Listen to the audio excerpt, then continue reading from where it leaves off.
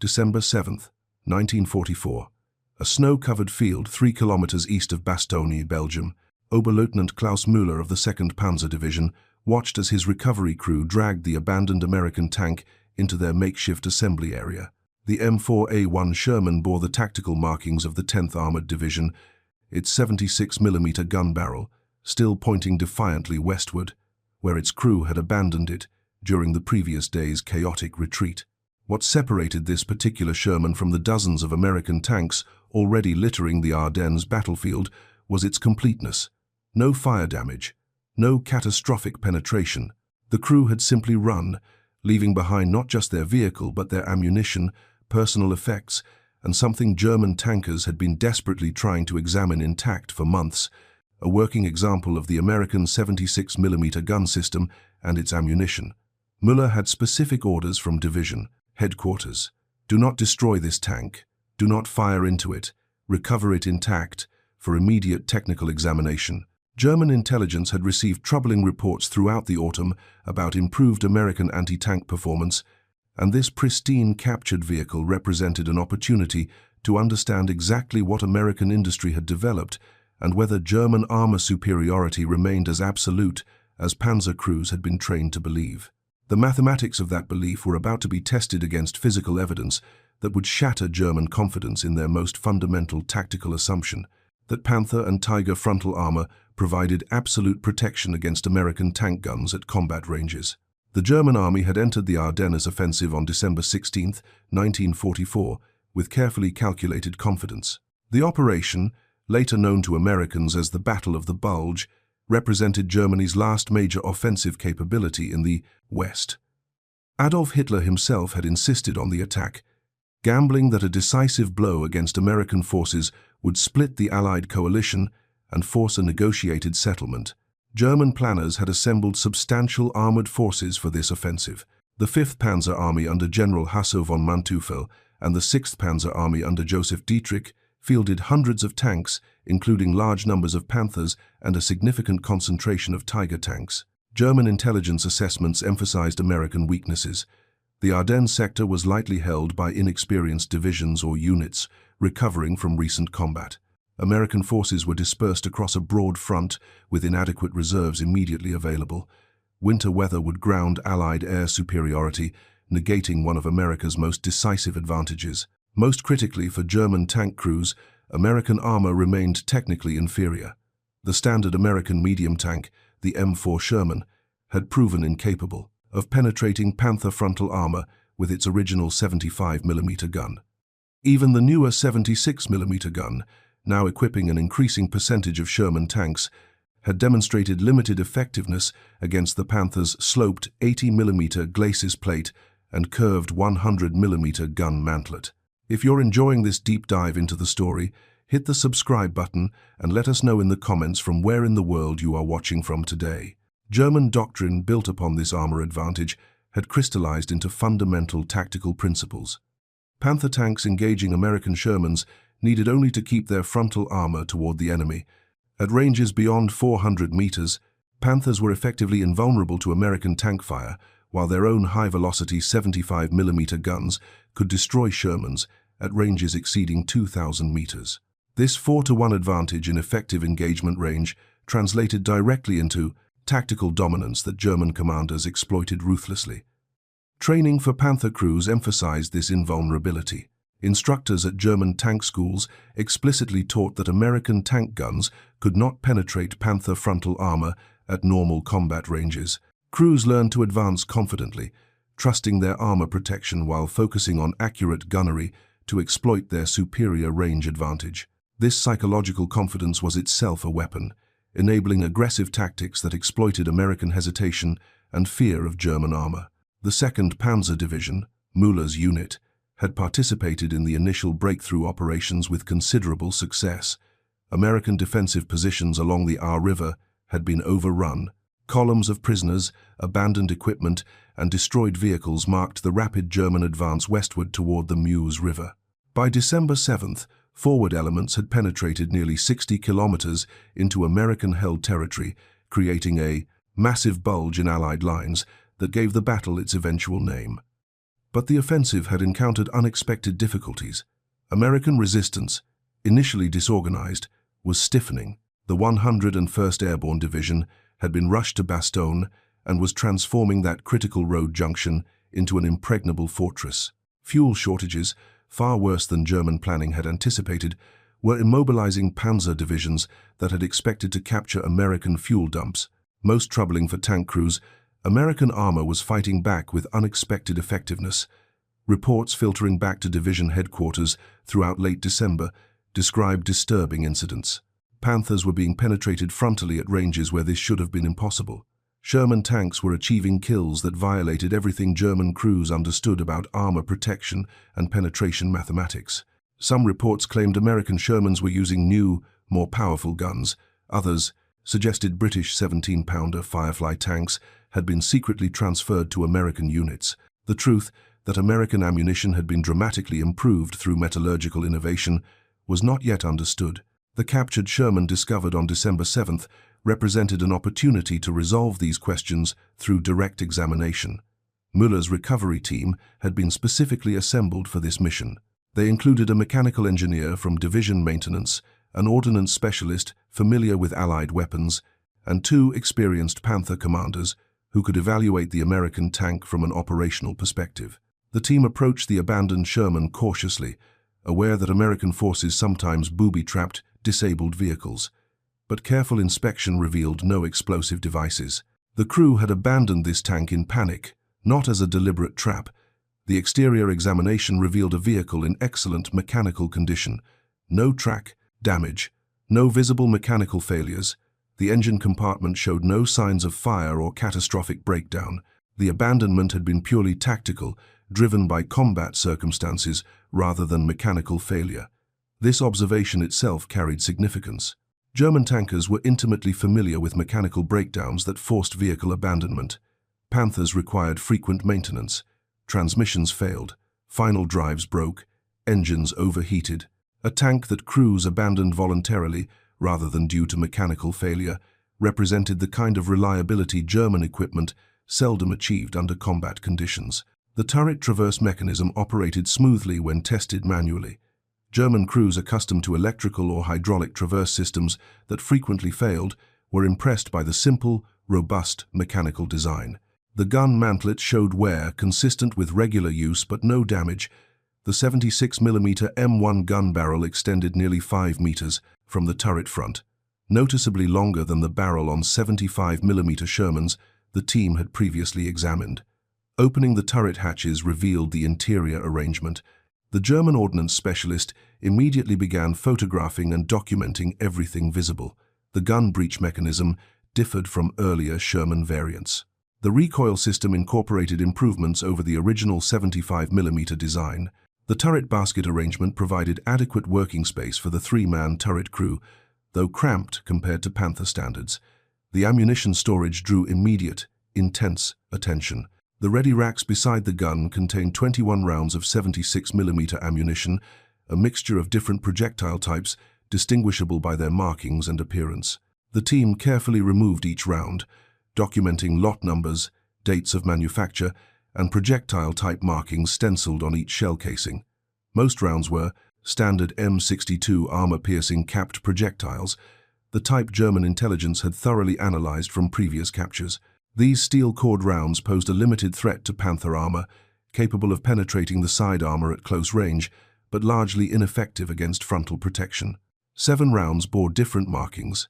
M93, with manufacturing dates from September and October 1944. These projectiles felt noticeably lighter than the standard M62 rounds, despite being the same caliber. The ordnance specialist examined one carefully, noting the unusual weight distribution and the aluminum windshield covering a sub-caliber penetrator core. He had seen intelligence reports about American high-velocity armor-piercing ammunition using tungsten carbide cores. The reports had been fragmentary, based on examination of fragments recovered from damaged German tanks. This represented the first intact examples captured in useful quantities, providing an opportunity for comprehensive ballistic testing. The hull ammunition storage contained additional rounds, bringing the total captured ammunition to 71 projectiles of various types. Beyond the M93 rounds, the team identified armor-piercing, capped, high-explosive, and white phosphorus smoke rounds. The variety demonstrated American logistical sophistication, each Sherman deployed with ammunition suited for multiple tactical roles rather than specialized purely for anti-tank work like German tank destroyers. Müller ordered the Sherman prepared for immediate transport to a secure rear area testing facility, but division headquarters had different priorities. The offensive was consuming ammunition at rates far exceeding German logistical capacity to supply. Every round counted. The captured American ammunition could potentially be test-fired immediately to assess its actual capabilities against German armor.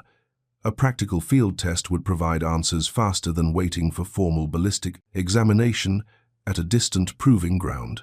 Within 12 hours, German engineers had prepared a makeshift testing range at a requisitioned farm 5 kilometers behind the front lines. The test subject was a Panther OSFG that had been mechanically disabled by a broken final drive 2 days earlier. The tank was immobilized, but its armor remained intact, providing a perfect target for penetration testing. The test protocol was straightforward. Fire captured American 76mm ammunition from the Sherman at the disabled Panther at various ranges and angles. Document the results photographically and through physical examination of the armor after each shot. Determine conclusively whether American claims about improved anti-tank performance had any factual basis. December 8, 1944, brought cold, clear weather to the Ardennes. The makeshift testing range was prepared by mid-morning. The disabled Panther sat at a measured 500 meters from the Sherman's firing position, positioned at a slight angle to present its frontal armor and gun mantlet. German observers equipped with binoculars, cameras, and measuring instruments occupied positions with clear sightlines to the target. The German crew assigned to operate the captured Sherman required only brief familiarization. The controls were straightforward, similar enough to German designs that an experienced tanker could operate the vehicle within minutes. The gun loading and firing procedures differed in detail, but followed logical principles that any trained crew could master quickly. The first round fired was a standard M62 armor-piercing capped projectile. The Sherman's gun fired with a sharp crack, distinctly different from a German 75mm gun. The projectile struck the Panther's glacis plate at approximately 35 degrees from perpendicular. Observers watched the impact through binoculars. The round struck with visible spark and immediately ricocheted upward, leaving a deep gouge in the armor surface but achieving no penetration. This result matched German expectations perfectly. Standard American ammunition could not penetrate Panther frontal armor. The test confirmed what crews had been taught and what combat experience had repeatedly validated. The second round was also an M62, fired at the gun mantlet. The curved cast steel mantlet, 100 millimeters thick on this OSFG variant, had proven nearly impervious to American fire throughout the autumn fighting. The round struck slightly off-center. Again, no penetration. The projectile left a crater-like impact mark but did not defeat the armor. The ordnance specialist prepared one of the mysterious M93 rounds for the third shot. The lightweight projectile loaded smoothly into the breech. The Sherman's gunner, a Panther commander temporarily assigned to this testing duty, aimed carefully at the mantlet's center mass. The gun fired. The projectile crossed the 500 meters to target in a flat trajectory. The impact produced a different sound than previous hits, a sharper, more focused crack rather than the dull thud of a ricochet. Observers stared through their binoculars in stunned silence. The projectile had not ricocheted. It had not bounced off harmlessly. A clean, perfectly circular hole, approximately 2 centimeters in diameter, penetrated completely through the mantlet. The tungsten carbide core had punched through 100 millimeters of cast steel armor as though it were merely thick paper. For several seconds, no one spoke. The impossible had just occurred in front of multiple witnesses with photographic documentation. An American 76mm gun had defeated Panther frontal armor at 500 meters, a range where Panthers were supposed to be absolutely invulnerable to any Sherman variant. Müller walked forward to examine the Panther closely. The entry hole was unmistakable, perfectly round, with clean edges showing where the tungsten penetrator had vaporized its way through the steel. Inside the turret, the penetration path continued through the gun's recoil mechanism and into the turret basket. Had the Panther been occupied and combat loaded with ammunition, this single hit would have caused catastrophic internal damage, likely detonating ready ammunition and killing the entire crew. The implications were immediate and disturbing. If American 76mm Shermans could penetrate Panther mantlets at 500 meters using this specialized ammunition, then every tactical assumption German Panzer crews had relied upon was potentially invalid. The mantle represented a target approximately 1 square meter in size. A trained American gunner could hit that target consistently at combat ranges. Panthers were no longer invulnerable from the front. The testing continued with grim determination. A second M93 round fired at the mantlet at 400 meters achieved another clean penetration. A third round fired at 600 meters struck slightly low, hitting the junction between mantlet and turret face. The penetration was less complete but still achieved armor defeat, with fragments almost certainly penetrating into the fighting compartment. The team attempted firing an M93 round at the glacis plate. The result was less dramatic. The extreme slope caused the round to ricochet despite its high velocity, though it left a much deeper gouge than standard ammunition had produced. The glacis remained effectively immune to frontal fire, but the mantlet vulnerability represented a critical weakness that competent enemy gunners could exploit. By early afternoon, the testing had consumed all 7 M93 rounds recovered from the Sherman. Every round fired at the mantlet within 600 meters had achieved penetration or caused damage severe enough to disable the tank. The photographic evidence was undeniable. The physical evidence was conclusive. American industry had developed ammunition that fundamentally altered the tactical balance of armored warfare in Western Europe. The test results reached division headquarters by evening of December 8th. The response combined disbelief, alarm, and demands for additional information. How many American tanks possessed this ammunition? What were its exact specifications and limitations? Could German industry develop countermeasures or comparable ammunition? Most urgently, how should this information be communicated to Panther crews whose lives depended on understanding the actual level of protection their armor provided? Senior officers reviewing the test data struggled to accept the conclusions. The Panther had been specifically designed to be superior to any Allied tank. Its armor protection had been calculated to defeat any enemy anti-tank weapon. Millions of Reichsmarks had been invested in development and production. Crews had been trained to trust their armor absolutely. Now, physical evidence demonstrated that American Shermans, tanks German propaganda had consistently portrayed as inferior, possessed ammunition that could kill Panthers from the front at ranges previously considered safe. The psychological impact of this revelation on German tank crews would prove as significant as the tactical implications. Confidence was itself a weapon in armored warfare. Crews who believed in their equipment's superiority fought aggressively, taking calculated risks and pressing attacks. Crews who questioned their armor's protective value fought cautiously, hesitating at critical moments and seeking defensive positions rather than offensive opportunities. If you find this story engaging, please take a moment to subscribe and enable notifications. It helps us continue producing in-depth content like this. The captured Sherman and its precious ammunition cargo became the subject of intense examination over the following days. German ordnance specialists transported the vehicle and remaining ammunition to a more secure facility near St. Vith, where comprehensive analysis could proceed without interference from ongoing combat operations. The examination revealed details that deepened German concerns about American industrial capabilities. The M93 rounds bore manufacturing dates from September through November of 1944, indicating recent production rather than experimental prototypes. The lot numbers suggested multiple manufacturing facilities were producing this ammunition, implying industrial capacity far beyond limited experimental batches. Each projectile consisted of a tungsten carbide core approximately 14 millimeters in diameter, surrounded by an aluminum body and ballistic windshield that brought the overall diameter to 76 millimeters. The design was elegant in its efficiency. The lightweight aluminum body contributed minimal mass while maintaining projectile stability during flight. The dense tungsten core, approximately 3 times denser than steel, carried the kinetic energy necessary for armor penetration. German metallurgists examining the tungsten cores recognized immediately that American access to strategic materials exceeded anything Germany could currently command.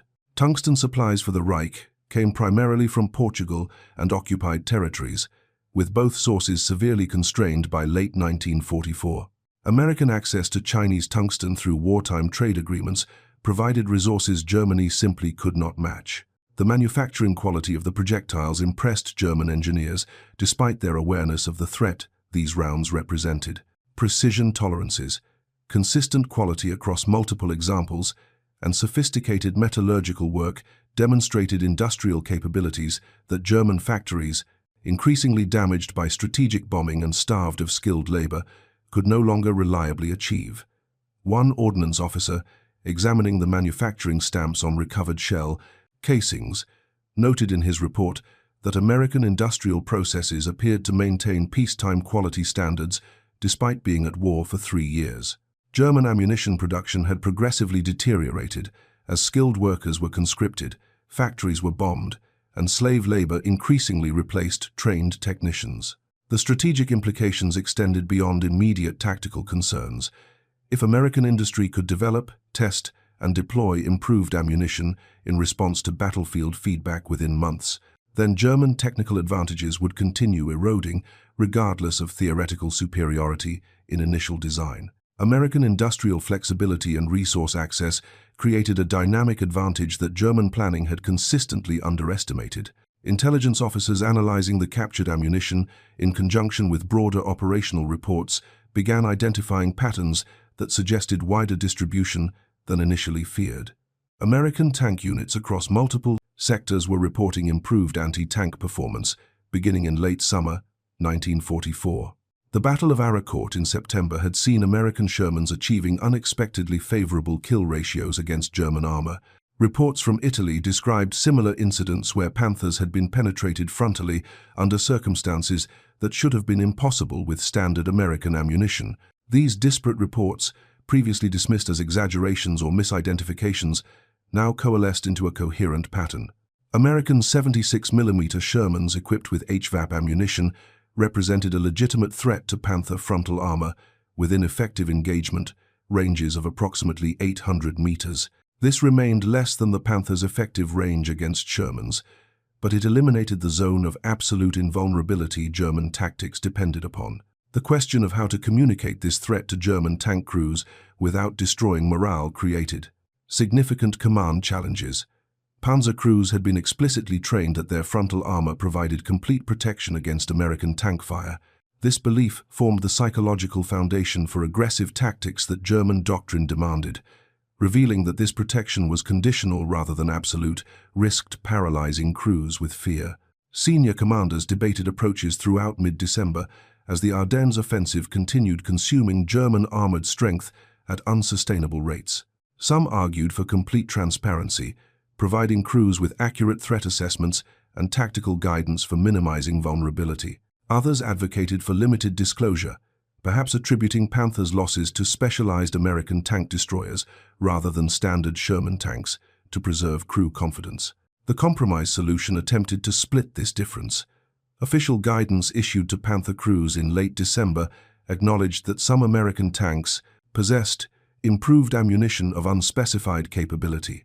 Crews received tactical instructions emphasizing the continued importance of frontal engagement while recommending increased caution when facing 76mm Shermans at ranges below 1,000 meters. The guidance avoided explicit acknowledgement that mantlet penetration was possible, instead using vague language about increased vigilance and defensive positioning when appropriate. This half-truth satisfied no one and helped few. Experienced crews who had witnessed Panthers being penetrated frontally knew the threat was real and immediate. They regarded the vague official warnings as confirmation that higher command was concealing the full extent of the danger.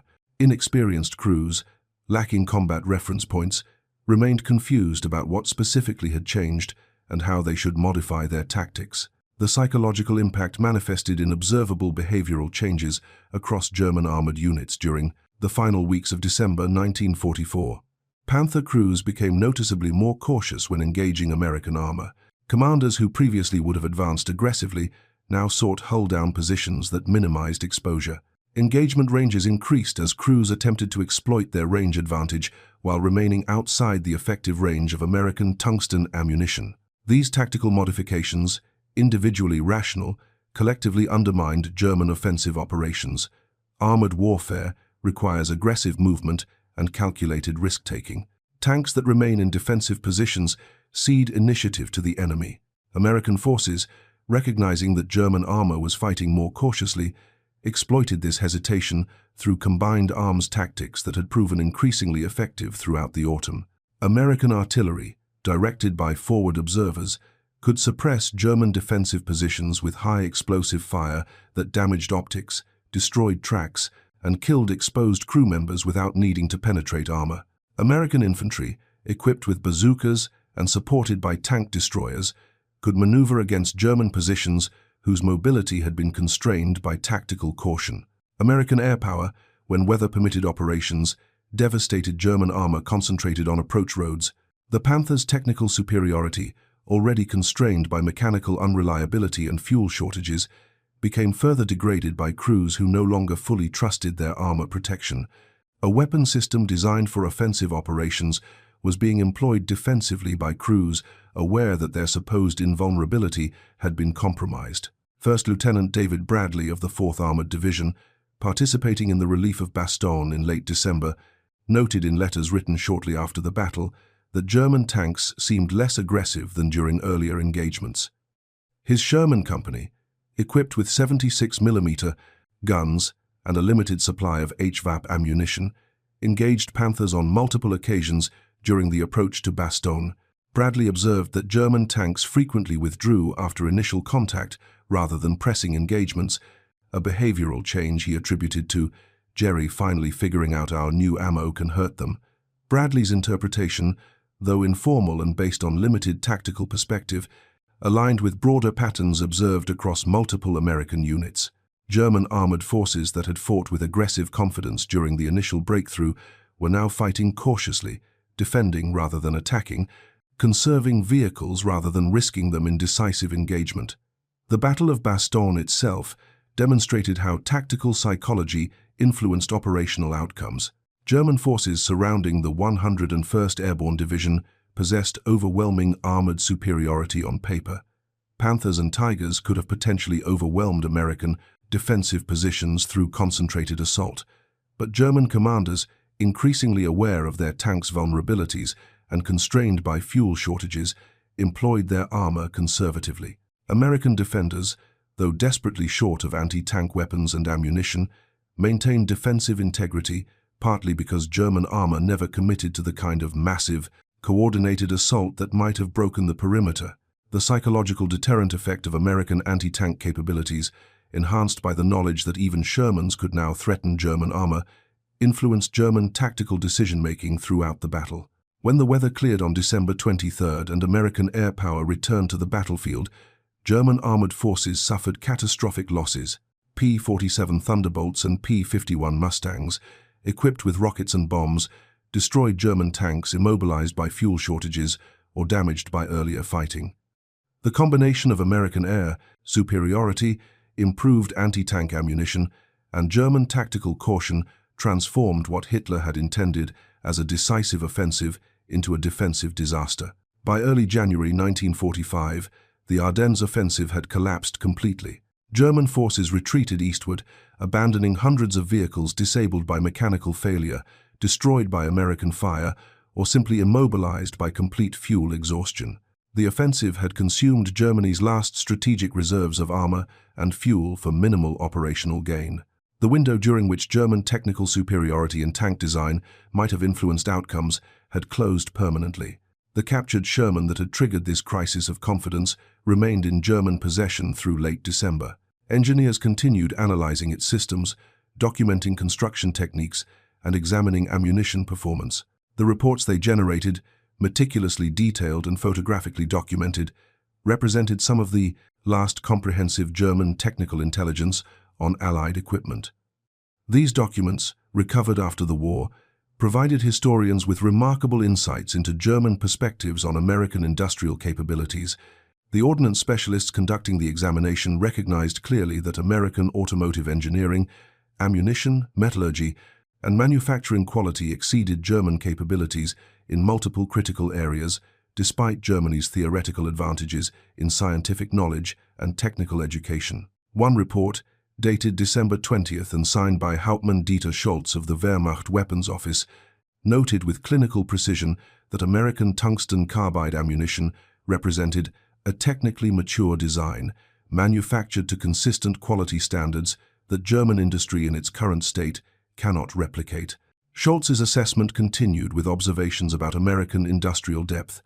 The enemy possesses not merely superior quantity, but increasingly superior quality in critical weapons systems. Our technical advantages, substantial in 1940, have eroded to the point where American equipment frequently exceeds our own in practical battlefield performance. Such frank assessments remained rare in German military communications, where acknowledging Allied superiority risked accusations of defeatism. But technical specialists examining physical evidence could not deny what their measurements and tests conclusively demonstrated. American industry had achieved a level of sophisticated mass production that Germany had never developed even during peacetime, much less while fighting a multi-front war under constant strategic bombing. The fate of the captured Sherman itself remains unclear. German records indicate it was still under examination in early January 1945, when Allied advances forced evacuation of the testing facility. The tank was likely destroyed by retreating German forces or simply abandoned when fuel to move it became unavailable. No photographic evidence of this specific vehicle has been identified in post-war archives, suggesting it was lost during the chaotic final months of the war. The psychological legacy of the HVAP ammunition discovery continued influencing German tank tactics through the final months of the war. Panther and Tiger crews maintained their technical advantages in armor protection and firepower, but their tactical employment became increasingly defensive. The aggressive confidence that had characterized German armored operations earlier in the war had been replaced by caution born from repeated confrontations with American capabilities that exceeded pre-war predictions. American intelligence officers interrogating German tank crews after the war frequently encountered observations about improved American ammunition. Oberfeldwebel Hans Becker, a Panther commander with the Panzer Division, stated during a May 1945 interrogation that his crew had learned by December that the American 76 could kill us from the front if we weren't careful. Becker described how his crew had modified their tactics, seeking covered positions and attempting to engage at longer ranges where American ammunition was less effective. Hauptmann Friedrich Weber, who commanded a company of Panthers during the Ardennes offensive, told American interrogators that official warnings about improved American ammunition had been too little, too late. Weber stated that his company lost 4 Panthers to frontal penetrations during the fighting around Bastogne, casualties he attributed directly to American tungsten ammunition. "We were told our armor would protect us," Weber explained. "When we learned this wasn't completely true anymore, it changed how we fought. We became more careful, more defensive. In war, that is often the same as becoming less effective."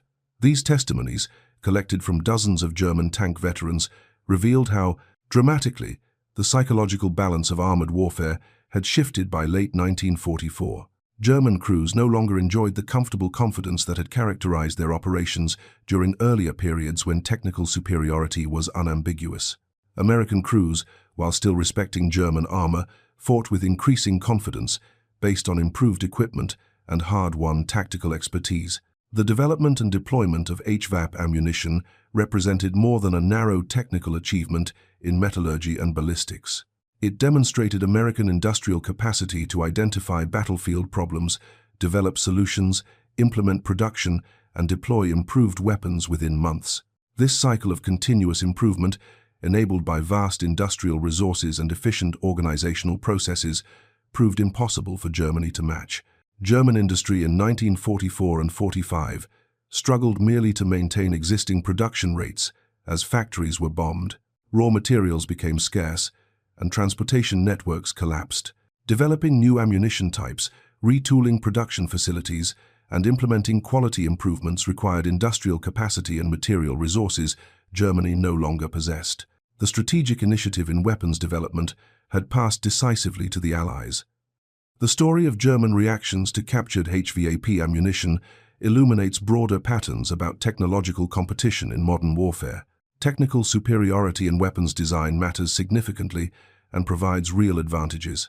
But technical superiority exists within a context of industrial capacity, logistical capability, and organizational flexibility.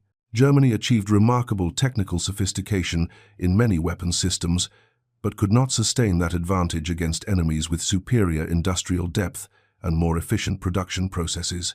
The Panther tank exemplified this dynamic perfectly. Technically sophisticated, well-armored, and powerfully armed, it represented an impressive achievement in tank design, but chronic mechanical unreliability, manufacturing challenges, and vulnerability to American ammunition improvements progressively eroded its advantages. By early 1945, American Sherman tanks, less sophisticated in design but more reliable in operation and equipped with improved ammunition, had achieved rough tactical parity in many engagement scenarios. The final months of the war in Europe saw German armored forces continuing to fight with diminishing effectiveness. Fuel shortages immobilized tanks that mechanical failures had not already disabled. Spare parts became unavailable as factories were captured or destroyed. Experienced crews were killed faster than replacements could be trained. The technical quality of individual German tanks mattered less and less as the operational conditions necessary to employ them effectively ceased to exist. American armored forces, benefiting from overwhelming logistical support, complete air superiority, and continuously improving equipment including HVAP ammunition, pressed eastward across Germany. Sherman tanks that German propaganda had portrayed as inferior proved more than adequate for the task of defeating a German military that retained technical sophistication in weapons design, but had lost the industrial capacity and material resources necessary to sustain effective resistance. The examination of that captured Sherman in December 1944 and the field testing of its HVAP ammunition against Panther armor represented a moment of clarity that German tankers would have preferred to avoid. Physical evidence had proven conclusively that assumptions about armor invulnerability were no longer valid. The psychological security that frontal armor had provided evaporated in the face of tungsten carbide penetrators that punched through steel as though it were inadequate protection.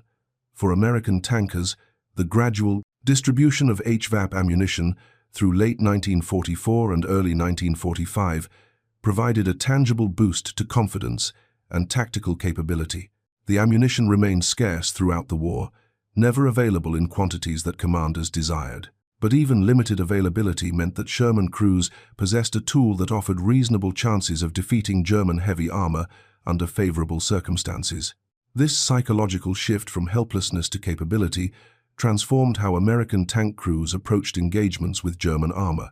Crews that had felt outmatched and vulnerable during the difficult Normandy fighting now engaged German tanks with tactical aggression, confident that proper positioning, accurate gunnery, and judicious use of specialized ammunition could overcome technical disadvantages in armor and firepower. The legacy of HVAP ammunition extended well beyond World War II. American armor doctrine in subsequent decades consistently emphasized ammunition effectiveness as a critical component of overall tank design. The M26 Pershing heavy tank, rushed into production in late 1944, mounted a 90mm gun specifically because larger calibers could accommodate more effective armor-piercing ammunition. The M46, M47, and M48 tanks of the early Cold War all prioritized ammunition performance alongside armor protection and mobility. Soviet tank development followed remarkably similar patterns, with post-war designs emphasizing large-caliber guns that could fire sophisticated armor-piercing ammunition. The global tank industry learned from World War II that ammunition technology could rapidly evolve to counter armor improvements, making ammunition effectiveness at least as important as armor thickness in determining tactical outcomes.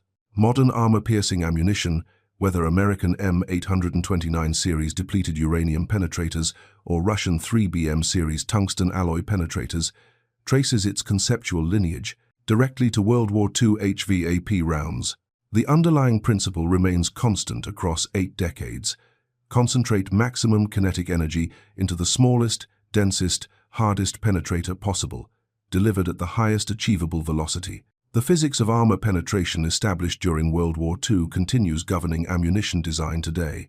The German tank crews who examined that captured Sherman and test-fired its ammunition against their own Panther armor confronted physical proof that American industrial capacity had overcome German technical advantages in critical areas. Their recognition of this reality, documented in technical reports and confirmed through interrogation testimony, represented an acknowledgement that the technological balance of armored warfare had shifted irreversibly against Germany. The mathematics were brutal and undeniable. German industry could not produce enough tanks to replace combat losses. German logistics could not supply adequate fuel to operate the tanks that were produced. German crews could not be trained fast enough to replace experienced personnel killed in action. And now, German armor protection could not be relied upon to provide the absolute defensive superiority that doctrine had promised. American industry, by contrast, continued producing Sherman tanks by the thousands, while simultaneously developing and deploying improved variants, better ammunition, and more effective support systems. The captured Sherman represented not just a single vehicle but the entire industrial system that had produced it, a system that German intelligence officers recognized was beyond Germany's capacity to match or counter. December 7, 1944, the day that abandoned Sherman was recovered near Bastogne, marked a moment when physical evidence demolished comfortable assumptions about German armor superiority. The tungsten carbide cores that punched through Panther mantlets during field testing proved that American industrial capability had solved problems German engineers understood but could not address. The psychological impact of this realization rippled through German armored forces during the final months of the war, eroding confidence and encouraging defensive caution in an operational context that demanded offensive aggression. The Panther remained a formidable tank until Germany's surrender, but it had ceased being an invulnerable one, and that distinction proved tactically and psychologically decisive. Thank you for watching. For more detailed historical breakdowns, check out the other videos on your screen now, and don't forget to subscribe.